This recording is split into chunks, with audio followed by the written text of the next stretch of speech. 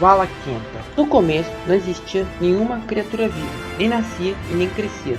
Os Vala estavam no começo, mas Melkor ficava atrapalhando os Vala. Começou a Primeira Guerra, só que muito tempo Melkor prevalecia e durante a Batalha dos Vala aparece nos céus um espírito de enorme força e resistência para ajudar os Vala, e a Arda inteira encheu o som dos seus risos, e esse era Tukas forte.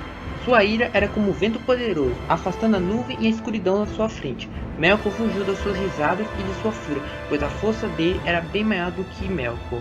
Melkor abandonou Arda e jurou o ódio eterno a Tukas, e a paz reinou por uma longa era, e Tukas ficou em Arda, e também ele foi concebido um dos Valas do reino de Arda. Tukas foi Vala Senhor das Forças, só que Melkor ficava com sua fúria nas trevas distantes por causa de Tukas, e ficava planejando sua vingança em segredo. Tukas chegou em Arda em 1500 anos varianos, após os primeiros Ashnar. Um ano variano ocorre 9.582 anos solares, depois que Melkor foi embora de Arda. Os Vala estavam voltando e voltaram ao seu trabalho. Criaram florestas, rios, montanhas, lagos, animais, etc. Só que Arda estava muito escura e não dava para ver nada em Arda. Então o Vala Aule, Senhor dos Ofícios, pediu Yavanna criasse duas lamparinas muito poderosas.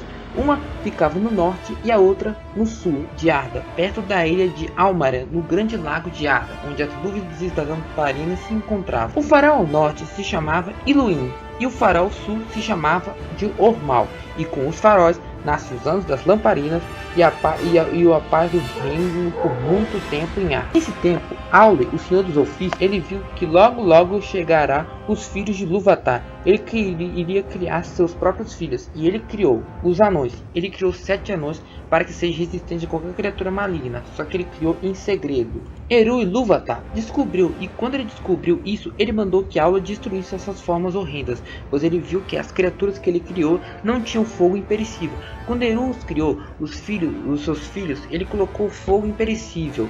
Só que Melkor ele queria também, mas o Eru não permitiu isso, porque as chamas estavam sempre com Eru. Melkor queria o fogo imperecível para dar forma às suas criaturas horrendas, mas não conseguiu. E Eru Ilúvatar falou com Aule que seus filhos seriam marionetes, bonecos. Ficou triste, mas tinha que obedecer às ordens do Eru Ilúvatar. Aule, chorando, pegou seu martelo.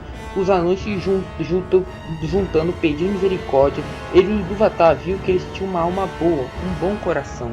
Eru Ilúvatar disse: Espere, não faça isso. Eu permitirei que eles fiquem, mas pelas minhas regras, eles só irão despertar depois dos meus primogênitos. Aule ficou muito feliz e agradecido a Eru por ter os poupado. Aule colocou os anões para dormir em 7 lugares diferentes.